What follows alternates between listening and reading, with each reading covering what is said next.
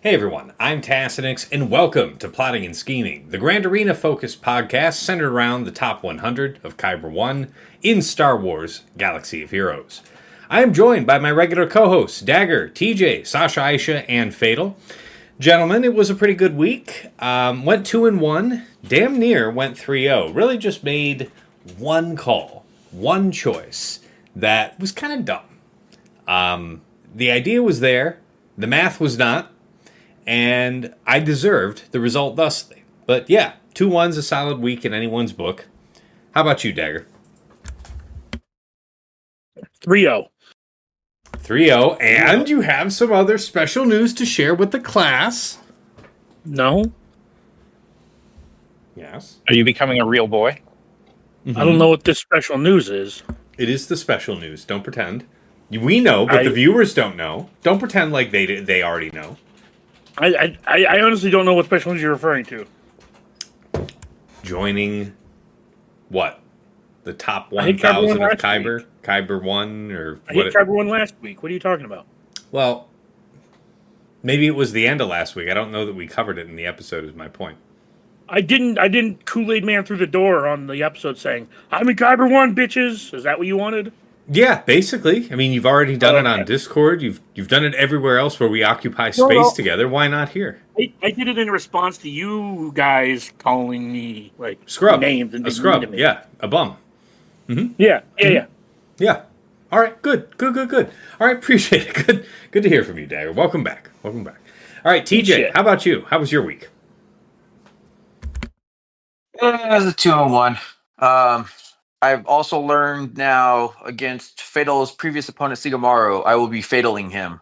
And we will dwindle to the last hour and see who the better man is. Because I took a chance, it failed, and then that allowed him to go cheese my glat. And we will not be doing that. We will not be repeating that circumstance. So, Sigo, if you're hearing me, buddy, we are going to go to the last hour and see who the better man is. Fair. And you have him in the same bracket again? When you said you were going to fatal him in chat, I thought you were going to get assaulted by kittens. Mm-hmm. I wasn't. I don't have any kittens, but Fatal, if you want me to borrow some, I know they may be wearing you thin. I will be glad to borrow. But no, we are going to play the Fatal game. We are going to roll the dice and see who can do it better in the last, we'll say 60 minutes or 45, or it'll be shotgun go. But 2-1, I'll take it. Yeah. All right, fair. Sasha Aisha, how was your week? Yeah, it was good. It was a bit of a mix. There were multiple matches in it, at least multiple legit matches. I went 2-1. Decent amount of holds in the first match. In my last match in the finals, I only got one hold, and I couldn't stay clean. So it ended up once I had dropped enough that on the banner front. I just got to test some more stuff out. But yeah, overall, pretty good week. All right, dig that. And last but not least, Fatal, how did it go? 0-1. It was pretty much just decided by a Starkiller versus Ray, where my Starkiller squad just was not up to stuff in terms of durability. I did a bunch of stat compromising when I did the Mara Starkiller turn order rework. Yeah. And I sacrificed a fair amount of like offense for the extra speed that I wanted, just to try to get in front of Ben Solo type characters that people might speed up or like try to catch you out that way. Mm-hmm. But I didn't really need to compromise the book the way I did, so I have that fixed for this week. But yeah, it pretty much, I fought against a Ray Nest. And it was actually like almost close to being playable, but it was just Nest, like every single Nest hit went out to my Starkiller. And my Starkiller had like 12% less armor than he could have if I just properly modded him. And so yeah, I lost that match, and then consequence of that is it caused me to lose A against that person, and then B, I got third against 2 Iridiums, so. Nice. Okay, yeah. Yeah, you lose one Starkiller versus Ray, and you just stop playing GAC for that week. That's how that works. Yeah, that's tough, man. Yeah, I did. I mean, I'll be talking about it later, but Seer Malikos Starkiller definitely let me down on a Ray team this week, so I don't think I'm relying on that this week. Okay, let's get into it, guys. Meta analysis. First up, I just want to mention this horrific failure. Saw an opponent who set Ahsoka, Galactic Legend Ahsoka, Fulcrum, and Padawan Sabine. It was the Galactic Legend Ahsoka Kron. I want to say it was turn meter. If not, it was crit avoidance.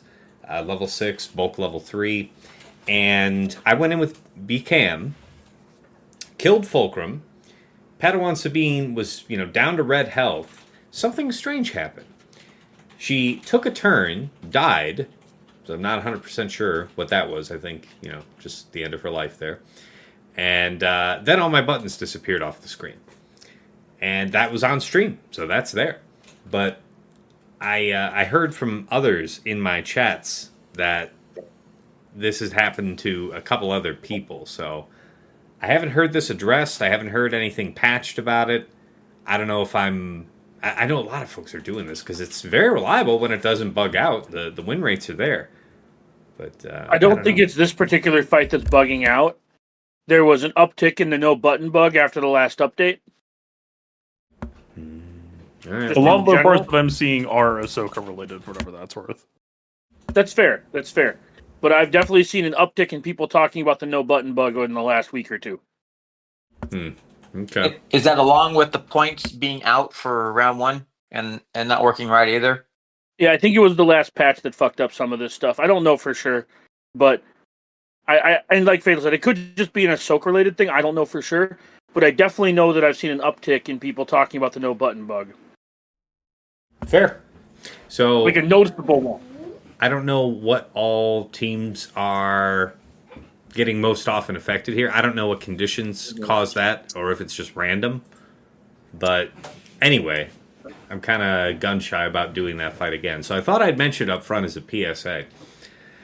Next item on the list is countering Balin. So shout out to Gavon's Stunt Double and to Duckstab for bringing this to my attention on a stream. But JML versus Balin with whatever mercenary cron you dare. I don't know. Maybe it doesn't work as well if you put a 25% turn meter dark side. I don't know if that gets you out. No, because then you can just use a new set 20 light side and then you're fine. You should tell my opponent that. You should tell my opponent that. Well, yeah. I mean, I'm not sure what all the conditions are. I don't know what all of the conditions are, but let me just show this to you real quick, yeah? Yeah, I'm not saying you didn't do it. I'm saying that, I was just perusing through my history. When you mentioned that, I perked up. So, oh, yeah, my opponent just completely ate shit with that. Yeah. I mean, if you guys know anything about where the pitfalls are, let me speed this up a little bit. I think I may have actually done this fight. Let me double check.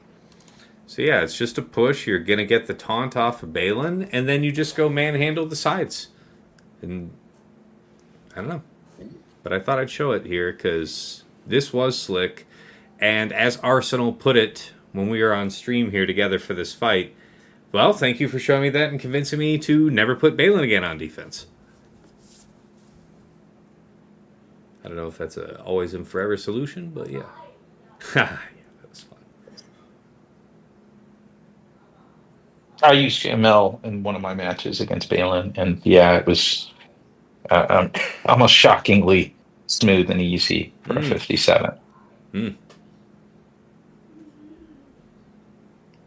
I think, just let's finish it.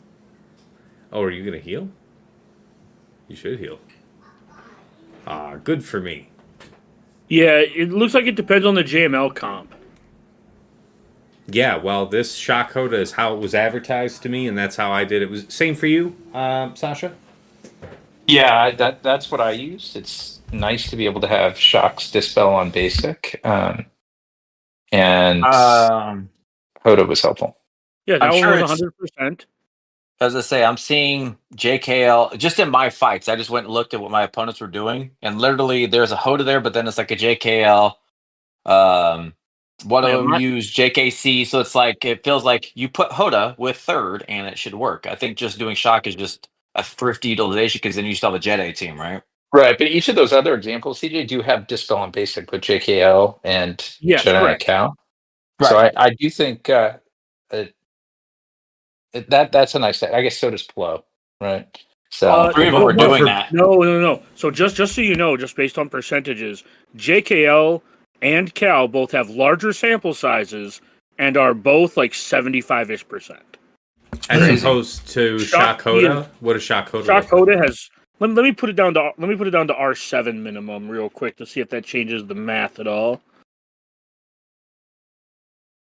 No, Shockhoda is still 100%. Cal and JKL both are. Well, to be fair, there's 9 Shockhodas and 155 JKLs at R7 at 85%. Okay. So not only is this really efficient as a counter for these three characters, but now you have a top-notch Jedi team to take down what, Amalgus or the like Right. on down. Oh, I mean, you have So- Jedi Calcron right now, so you absolutely have the quick kill. That amps that up to be able to take out a pretty sizable amount of teams. And this is what spurred me here before lock-in was to get another light side high protection cron so that I didn't always have to have my Jedi Cal cron tied up with JML. So I did get that ready.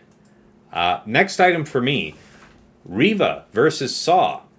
I discovered something this week. If Krex doesn't crit with his basic, then he doesn't dispel, which means he doesn't deathmark himself, which means you might end up spending a couple idle turns chewing through the summoned clone trooper, with Saw Luthen. And that means they might have time to slap your shit, as the case may be. So I learned a couple lessons off that. Principally, if I'm going to be using Inquisitorius, I need to have a little bit more bulk. I went, more old-fashioned and thought that I was going to be great with super high crit damage and some offense in there. And that wasn't sufficient. Fun fact, this is where you can use your Balin now that you're pulling it. Fair enough. I mean, also Seer Malicos, I didn't have to do Seer Malicos to Rey. I could have rotated because in the end I ended up using JMK to clear it for that round. I'm just saying statistically, it's basically max banners across the board for Balin. Nice. Fair. And Seer has drop, and it's less banners. Yeah. And you're right, Riva has a 75% win rate. Yeah, so I was surprised because that's the first time that's failed for me. And I didn't think it would be so sensitive, honestly. Like him not dispelling himself just the once was enough to stall me out for a long enough time that I was just grinding through the summon, dude. And man, they just lit me up. I did it again later in the week. Same fight. Didn't end up having the deathmark issue. So whatever. Krex went down. But I did take a bulkier cron. Felt more stable. Still got a 54 though. So just thought I'd mention that because I've been kind of having it just locked in my head. Riva versus for Saw. Just save Riva for Saw. And that that truism was disrupted for me this week. Well, my plan for Saw is way easier than that. It's whatever GLs I didn't use yet, I get to use one versus Saw. Yeah, I mean, I guess I'm not mad at that. It's fine. Yeah, because I usually save like 5 or 6 GLs. And then I get down to the last 3 teams and realize I have 4 GLs left. I'm like, shit. Okay. So I need to refigure out my defense. Fair. Yeah, I've got some good ideas this week. New Bad Batch team, obviously included, but just a couple tweaks were made in between weeks here. We'll see how it goes.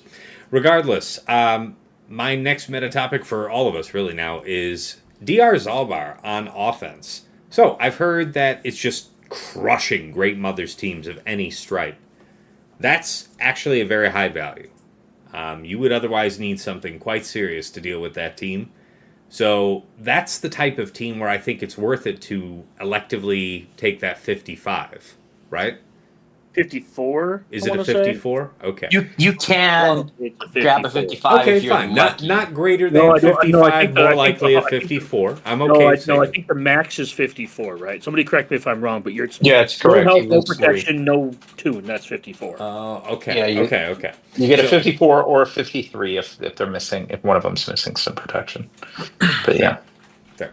If you are otherwise using, Malgus for Great Mothers or whatever else you've been using to successfully clear it, if being able to set that on defense sounds attractive to you, and it's okay taking that 3-banner shave, that's a blowout.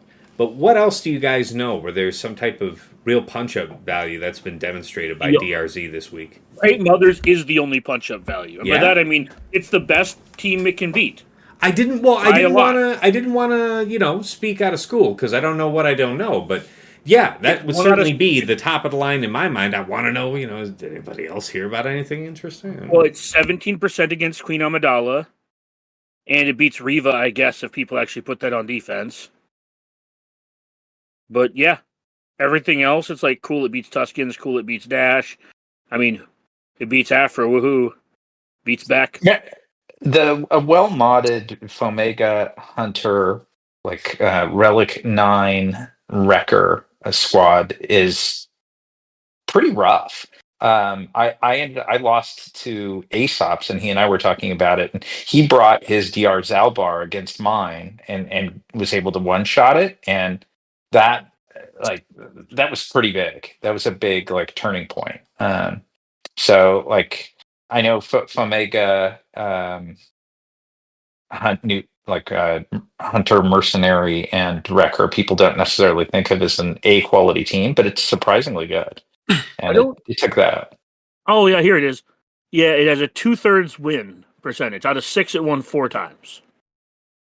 For Against which matchup? I'm Fomega sorry? Wrecker. Omega Wrecker Hunter. Wow. Okay. It only won 4 out of the 6. Okay. Yeah. He got it to I'm work. filtering by That's a big deal. R8 plus on defense, by the way. So for those of you Yeah, listening at yeah. home, no, this is for the people listening at home. If they looked and they're like, "Oh, that's not the number I'm seeing," I'm giving them the filter I'm using. Got it. That's Yeah. all I was saying. Makes sense. Fair enough. Yeah, I mean, it's a Swiss Army knife. It's really good. I've been using it for Great Mothers. I feel like it's time to pull Great Mothers. See at least one time it's killing Treya team, so it's killing some other teams that would be a good B team that you just don't want to deal with. So all of the shenanigans with smuggler evasion or things like that, it's gonna drop it out. It's like I don't want to deal with this team. Here's my 3-second fight. Worth noting, the one that beat the Treya team had R9 DR, R9 Zalbar, and the entire defense was R7. I was going to They say, outrode that them. sounds incredibly dangerous for DR Zalbar because Yeah, aren't you they outrode at them by a great lot. risk to pop Nihilus going? Yeah. Yeah. So Anyway. It is a real bummer that most defensive strategies, if you're looking to set a rough defense and you want to potentially get a hard stop, that it's not viable because it can be so easily cheesed in a 2-shot. That kind of bums me out because it just reduces defensive options. Yeah, it's nice to have an offense, but I don't think the game needs to put its thumb down further on the offensive side of the scales. I like the option, and I think that's what it comes down to. I never expected it, and I knew we were going to have it solved. I think everybody agreed. Nobody came in. It's like it's going to be the amazing. We knew after week 1, but what I do like having is in 3s. I can't be fucked. I don't care about it. I want it to go away. Mothers is a team I don't want to deal with, so I would call it. But what's cool is if you had the mats and you put it on, you don't need, as far as what I would consider right now at least, to put a heavy investment for it to work and do what it's supposed to do. I'm not expecting it to go crazy. Yeah. It's nice that I can split up a team, right? I can make a Malgus team, or I can keep the super team together if I want, and it can punch up. I can break it down. It's like I don't want to deal with this. So like Dagger said, it's like I don't want to deal with mothers. I have a mother killer. And to what Tass said, it feels great knowing that I can put it together or I don't. And you know what? It's still okay. It's still Also doing what it's supposed to do. I didn't lose anything. worth mentioning too, The Tarpals thing is out of the bag. 97.63% win rate across 253 battles, averaging 56.9 banners. Yeah, it's definitely not a defensive team. Also, But Bo-Katan is a 53 to 54 banner win where you don't lose. Yeah, I heard about that too. Yeah, so I'm just out on placing it. Yeah, it's just a luxury disappointing. team. That's all we're doing is basically looking at our area and where we're at and who we're facing. It's just luxury. It's just nice to have, And but then, it's like I'm not going to hedge my full defense or my offense with it.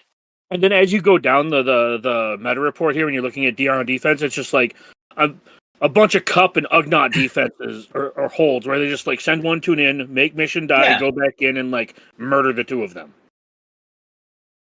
for free. Fair enough. Yeah. So, all right. Well, no, go ahead.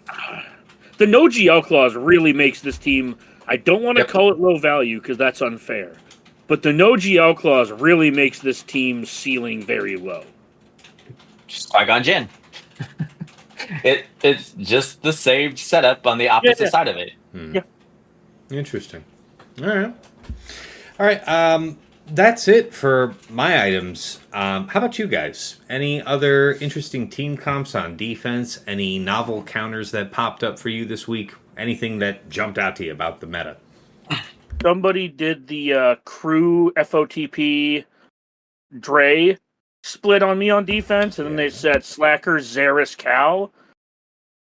That Slacker team sucked. Mm-hmm. Don't do that. But the what did I use versus the Dre team? Because I remember that got like dicey. I remember winning, and I remember like being like reasonable banners. Which round? I want to say it was the last round.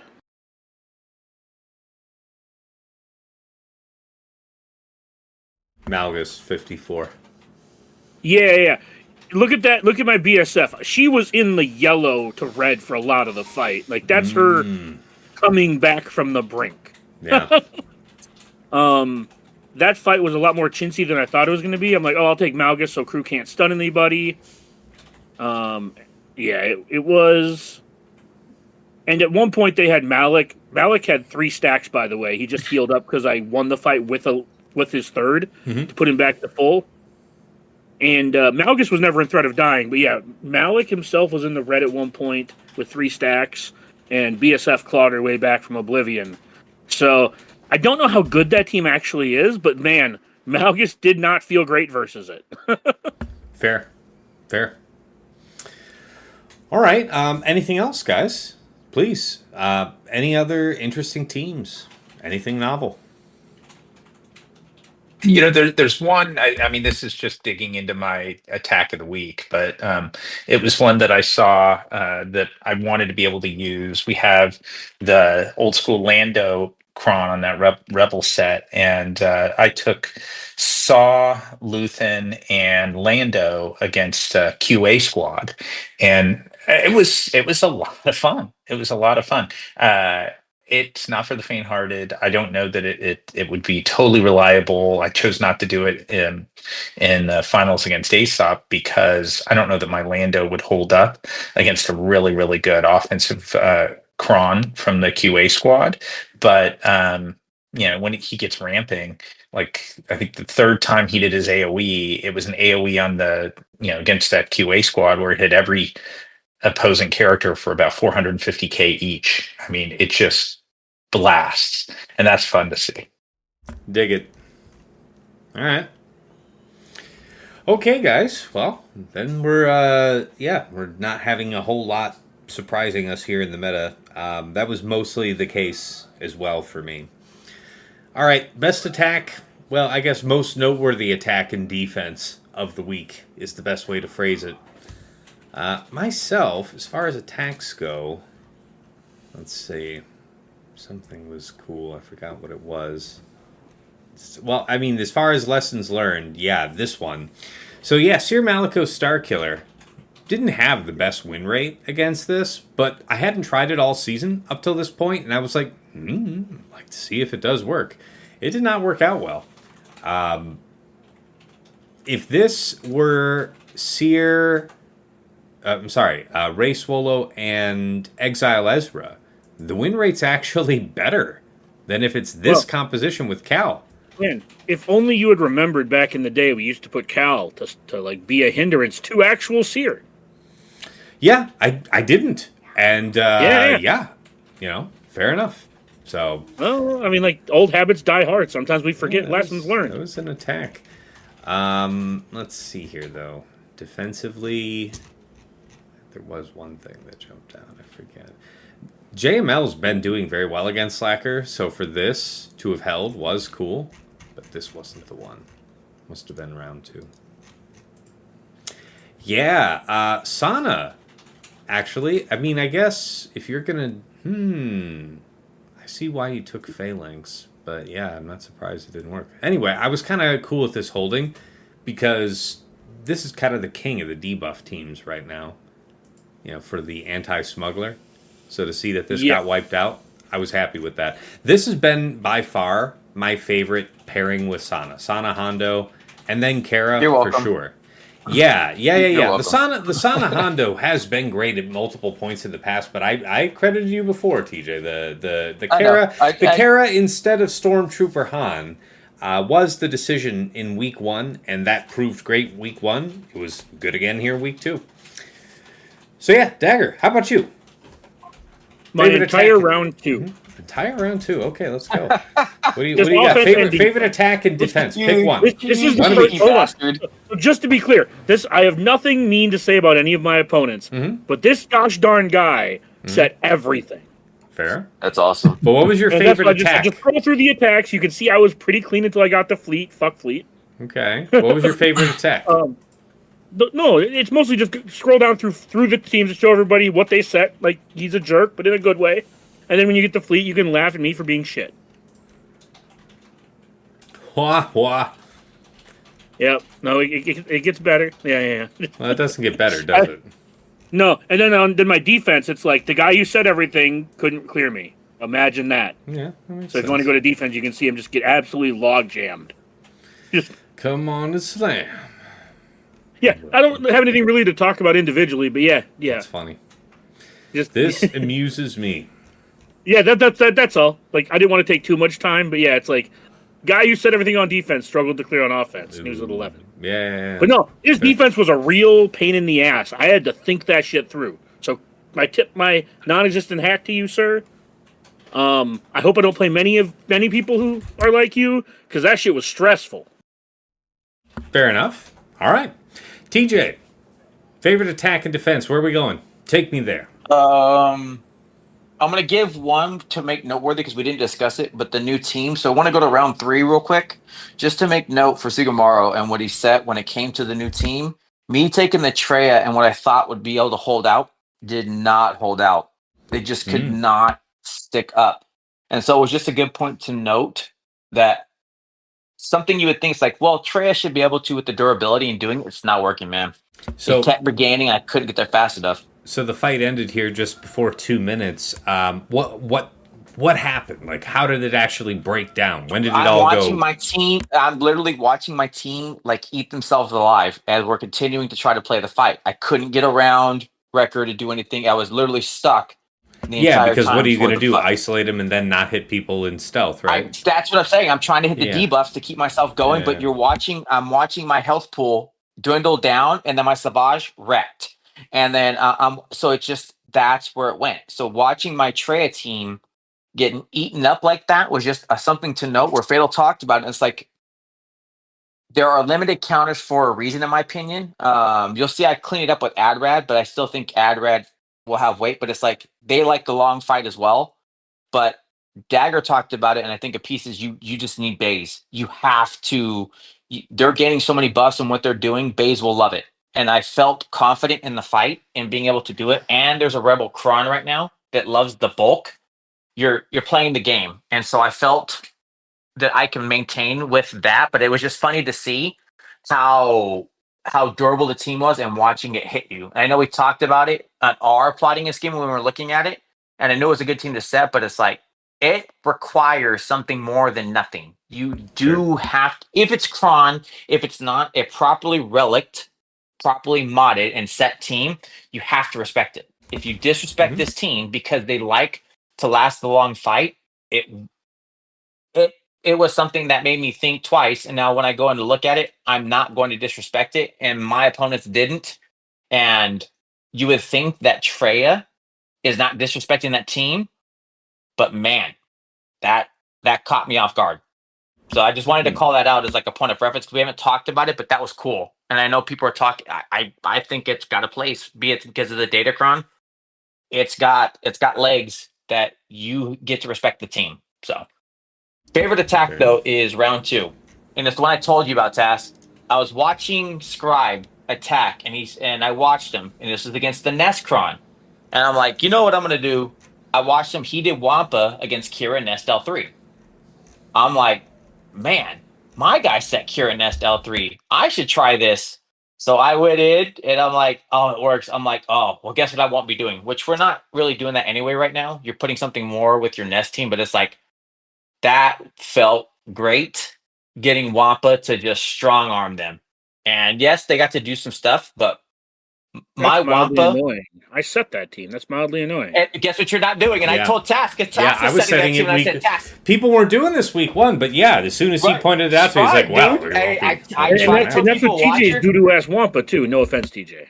Damn. No, that's all right. Yours is not no better right now with your shitty modding, so it's okay. I just want to go on record and say mine's still Whatever- R9. So it's better right, than we yours. know it's different. But what I'm saying is, No, but it's like equal mods, but it's R9. Dagger's old Wampa was phenomenal, right? It's a thing of legends. But this is what I'm saying is, it was cool to see Wampa come back because Ness is a big bad monster right now, and it's like Wampa would work before. But people are setting and trying to limit down how far can I set on my Nest. And when I did this, I watched Scribe and then did it. That's why I told Tass. I was like, yeah, we're not setting that no more. You don't get to just do Kira Nest and think it's going to hold out like that. What's the level 3? Max health. Okay. Yeah. I was just curious if it was the AA or if it was the TM. Yeah, I had to stop Tass and have him like, no, you need to adjust and put your Nest with something else. This is not the way to do it if this is what's happening. Quick show of hands to the room. We don't have to have like a long chat about it. You can just say just the name of the team. But as a show of hands, where are you guys thinking that Nest goes for you in week 3? Because I've done her pretty much everywhere else but Ray. So I'm thinking maybe Ray this week. I would hazard the Ray. It, to me, in my opinion, watching it die to mine and seeing it seems to die so easy to the Seer Star Killer. Like Dash, Vandor, and Nest. Dash Vandor Nest. that's Okay, exactly I've done that too. right. Sure. Right. Thank Yep. you, Dagger, because that's exactly. I'm like, you want to with the 2% especially. You have Yep. Dash doing debuffs. You have the team And working days. quickly, And and you're underscore reviving. That's what I'm saying. There's a lot going on there to make the team stronger overall, and the assisting going on during that is great. Fatal, funny, great Sasha, mind. how about you guys for the next question?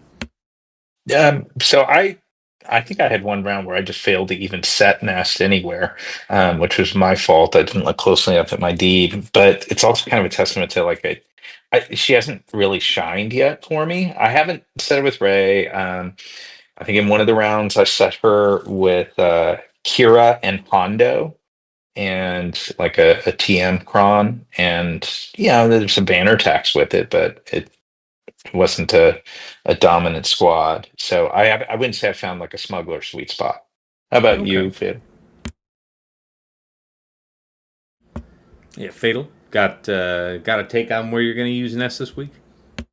I've never used them, period. I haven't really touched any of the smuggler and mercenary shit. I'm just trying to post heavy defense with good teams, and I don't really think that those teams qualify. Fair, yeah, given what you're doing. Does that no, mean that you have some offensive plan, though, at all? Or not to use them. Oh, okay, all right, well, fair enough. No, All right. I do agree that the smugglers are mostly at this point. Anything you're doing smuggler-wise, week 3 is just in front of Fleet, in my opinion, because people already have their answers now. Yes. Week 1, it was like how cheesy can my defense be to catch you out with these smuggler level 6s? And I Yes, think it's everybody's cheeky. coming correct at this point.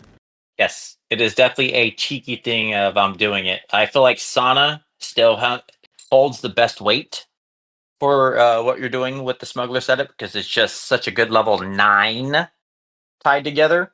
But again, I've also seen it, and I think it settles to what Sasha just said. I do think this punch up possibilities with the Nest though, where you don't have to set her, but you can use her to do some fun shenanigan things there Yeah, because but of the who's smuggler specifically evasion. out here though? But for real, like, of course we know she's strong and she's never stronger than when she has this level 9. But for real, what though? I haven't even looked at it, but I know that I got soloed. My Nest setup, they took their Nest solo and beat my team. So it would just look at the opportunity of what I'm going to set it with, Kira Nest setup or something else, because Nest is still just Nest.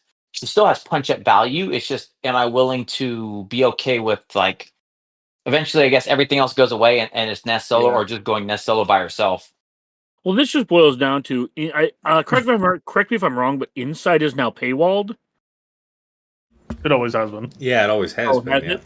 I remember Yeah. our alliance had a grace period where we got access to it without paying. Double check with Shits. officers I have because access- I think there I is have a access to guild it. membership. I have access to it. I'm just going somewhere with this. I'm going to land my plane. Sorry. I only asked that question because I feel like the people who have insight aren't going to be fooled by any of these Sana teams. If you go look up the insight on these Sana teams, like anything plus Han Chui is just like murdering this team. Fair. Like it's a bloody murder. Even CLS 2PO 3PO. So I'm not saying that Sana isn't good. I'm saying that I think Sana has cheap-ish answers. There's a Bad Batch team that rolled it, like OG Hunter Echo Tech. Yeah, I mean, I guess what I'm saying is people who have insight can find, I think, pretty cheap ways to deal with some of these teams. So, not trying to... We are in no way affiliated with the people at Swagger.gg. But if you want access to that data, I assure you it will level up your ability to find answers to teams you may not otherwise find answers to with the filters. Very fair. So, while I agree with TJ that Sana is the most effective of the smuggler defense teams, there are some relatively cheap answers to a variety of different Sana comps that you'll find on defense. Yeah, so back on our main topic then. So, favorite attack and defense for Sasha. I know you touched on it a little earlier, so I don't know. Yeah, actually, I mean, it kind of all ties together with what we've been talking about and what I raised before. So yeah, the attack ended up being the one that I enjoyed the most was that bring Sod offense with Luthen and Lando and just that air bombardment from Lando and watching big numbers splash. So that was really cool. And then related to that, actually on D, what ended up getting a hold for me in each of my matches was what I ended up doing with Crex, because I do really love like the Sonoluth and Crex D. I like you've talked about. I think that it can potentially cause fails with Riva and other stuff. But when I moved Son Luthen to offense and used them with Lando, I thought I would try a Sana, Hera, and Crex squad on D, and in each of the matches that got a hold.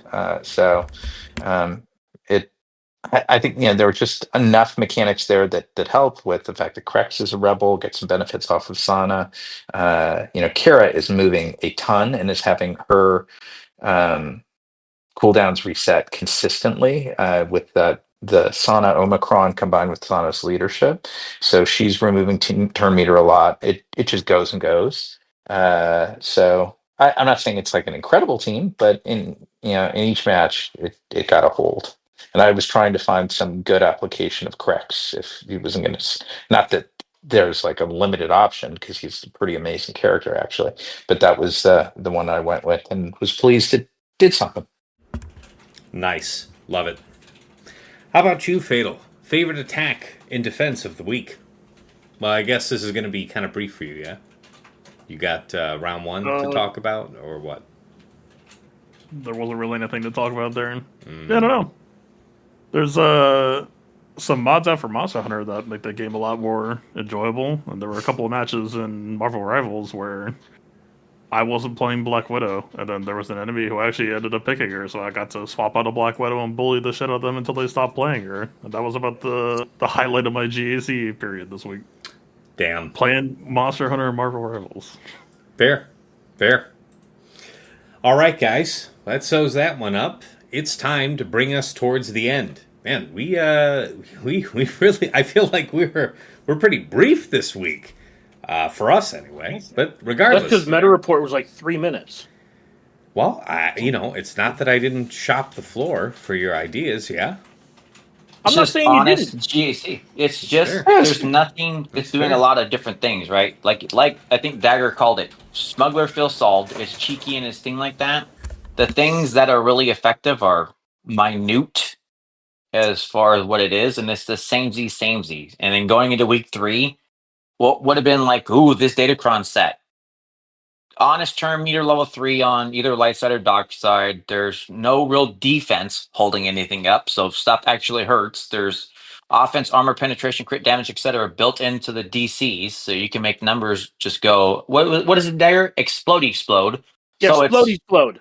yeah, it's so it's Get away like from my boy. Explode.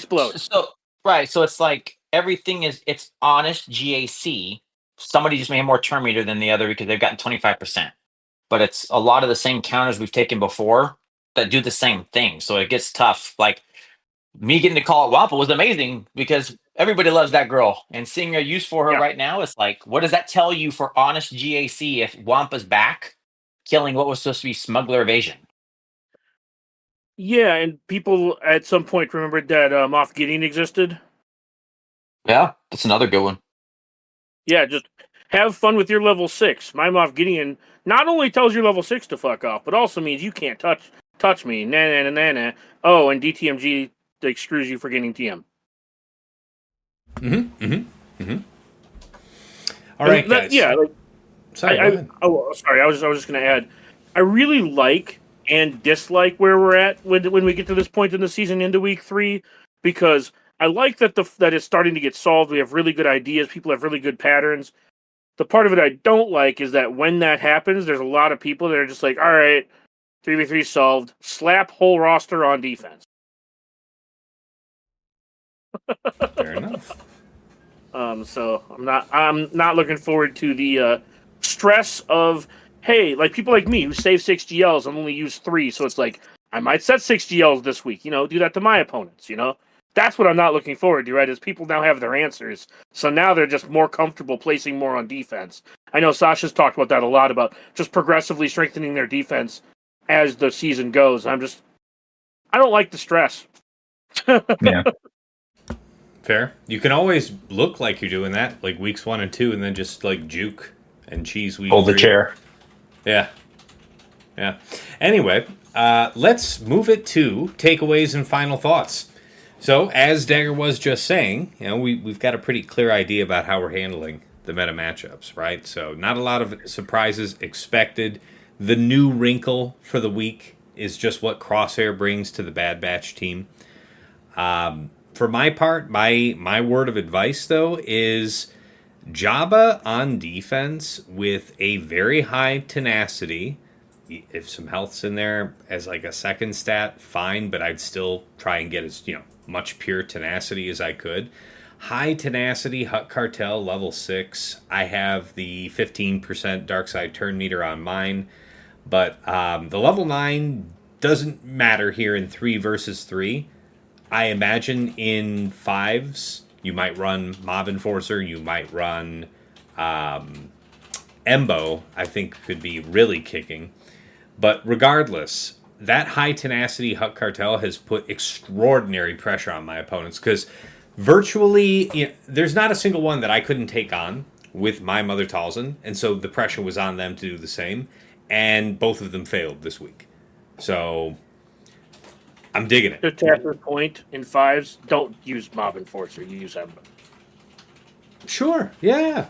Fine. No, Fine. When we get there, we'll talk about it. But yes. Embo is so good. If you don't do the disservice of not using the Embo Cron, he takes 2 turns, so he stacks his shit so fast.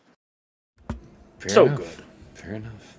But if you don't otherwise have something like that, if you're in the part of the game where you're interacting with Datacrons regularly, and you're usually able to, with your TW winnings and whatnot, re-roll maybe a couple crons out of a given Datacron set, I would urge you to consider this, because this has been decisive to force my opponents this way, and then they lost anyhow.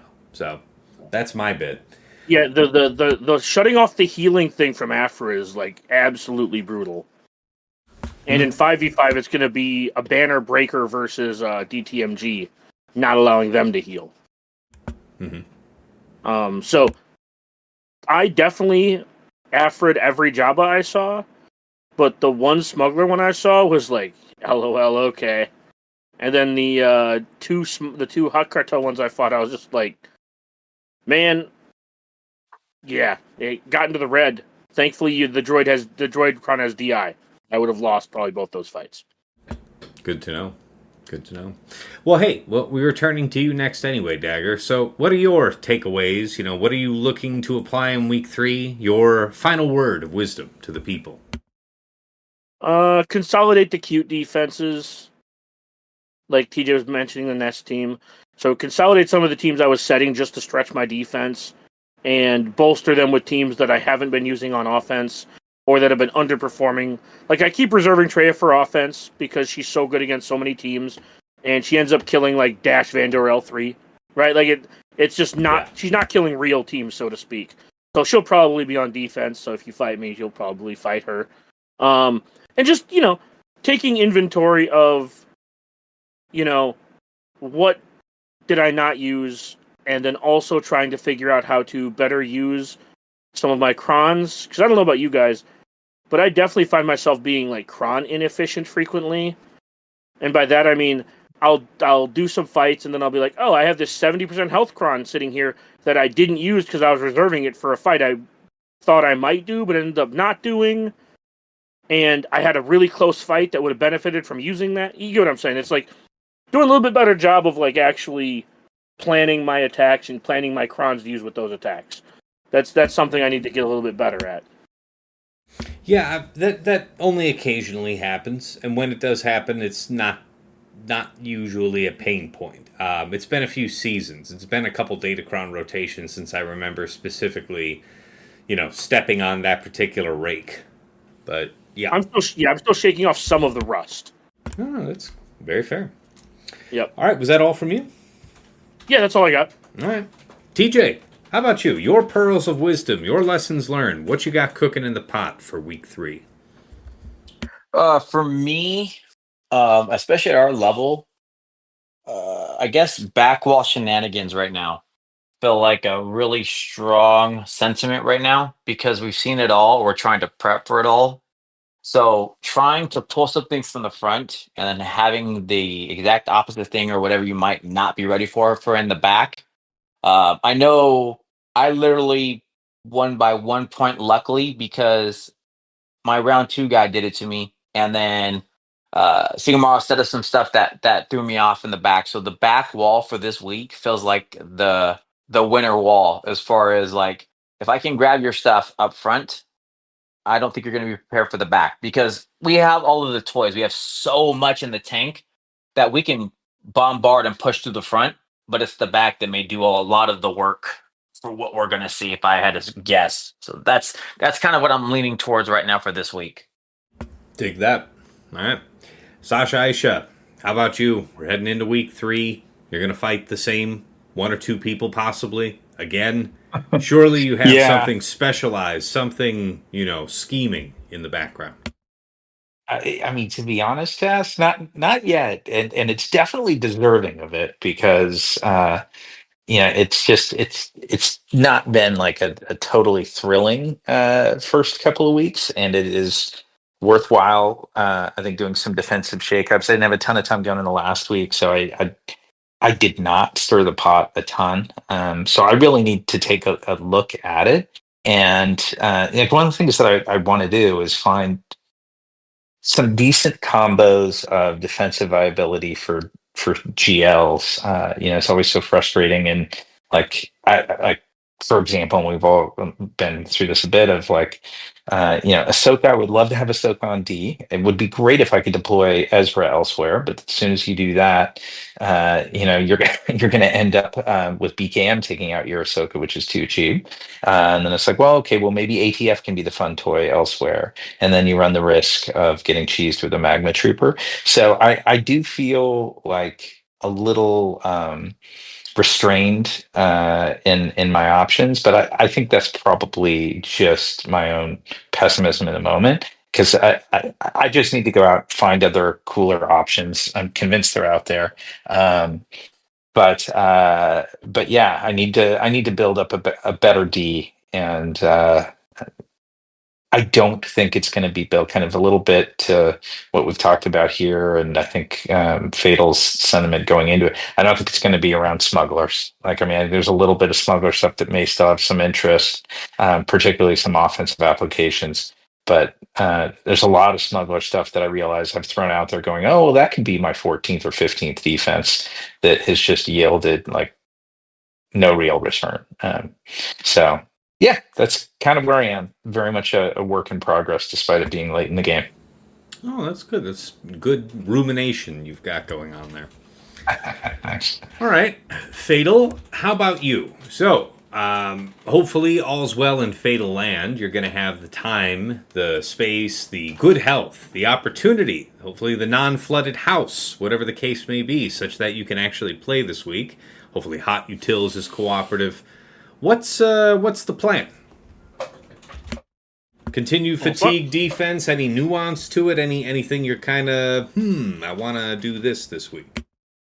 Oh, because I'm in Iridium Land, I didn't really have any feedback last week to really iterate on, aside from the one match that was a dude who, like, studied my defense and tried to plan a perfect clear for it.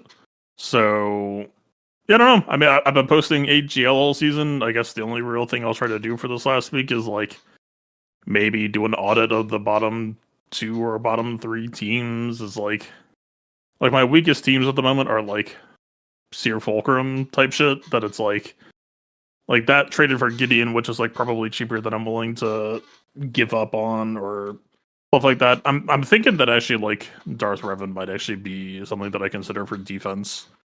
Kind of contra to what I said originally when I saw the Omicron. It might be an interesting option to have handy just to like check against cheesers as the 15th team. Is like, this offers you the minus 20 banner solution, but actually maybe that's why I want him there, is just to like try to stand in the way of people who are trying to minus 0 everything. But I would have to actually just now write an audit that like my defense hasn't really given teams like Boss Nass any leeway to get in. So, like, I don't know, man. Like, I've got Sawcrex on defense, and that can technically die to gas. So, like, you know, a gas trade versus, like, a Boss Nass trade.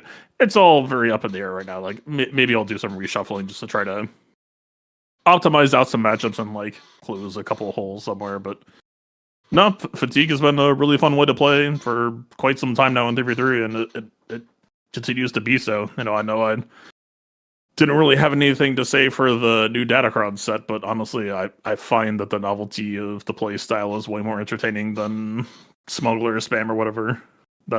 This has been a really satisfying pursuit of its own. Fair enough. I appreciate that. So, before I go ahead and close us out, Fatal, as the only other content creator on the podcast, where can the good people find you this week? Twitch.tv/PlaybookTV. Fantastic. Tune in, everyone. See the madness in progress. I do not have an Iridium, I just checked. Yeah, well, I do have an Iridium, so yeah. Look for me on Wednesday night, ideally streaming, I guess one of you guys' matches if you're game for it. Obviously not Fatal. But you want to start at 10 p.m. your time? We'll talk about it later. Yeah. I'm trying to put you on the spot on the podcast to get you to say yes. We'll talk about it later. So, yeah, the idea would be, hopefully I've got somebody else's match to cover here for Wednesday. I see that I have Arsenal, Zid, and Barator as the only real contenders in the bracket, so we'll see. Maybe I have a legitimate round 2 and 3. I might have double Iridium. We'll end up finding out. But anyways, guys, thank you for joining me on the show here tonight, and I guess I'm going to start wrapping us up.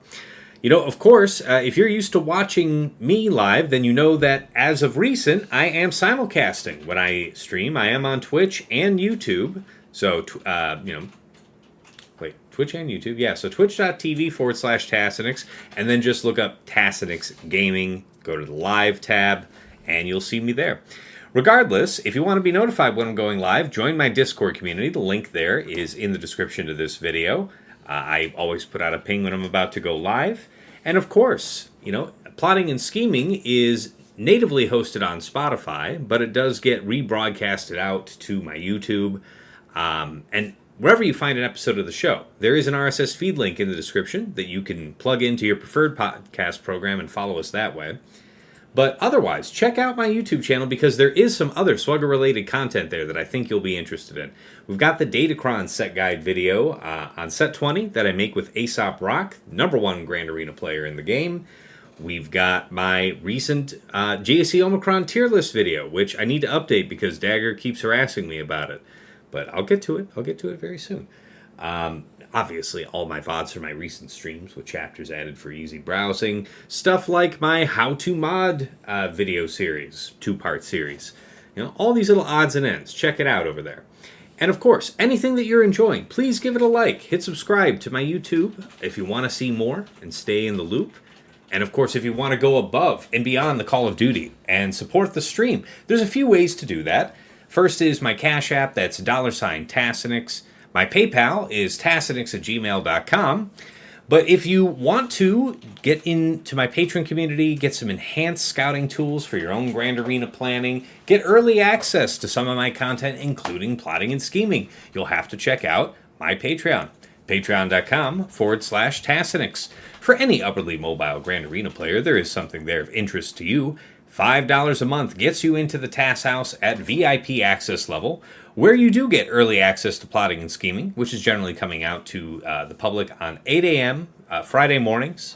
But my patrons are getting it as early as Tuesday night, within hours of us recording, so you'll have that extra edge going into the first round of the week. In addition, you get early access to the aforementioned Datacron set guide videos, and of course, dedicated text and voice chat on Discord, where you can usually find me lurking, so pop on in and say hi. Thank you to Andrew, Banja, Deadpool Cal 28, JJ's Productions Twitch, Jobin4527, Johnny B. Ottawa, Miasmal, Mus Ross, Rays Malvis, Sam Vimes, Sheepdog 47, Squed, Stark Strategy Gamer, Sweens 14, and White Wolf. Moving on up to the $10 a month tier is VIP Access Plus, where you get a bundled Patreon membership to me and to OmegaBot. Every one of my streams, I'll start out by showing a scouting report here from OmegaBot. No other tool gives you such a powerful at-a-glance sense of what your opponent's offensive and defensive tendencies are about.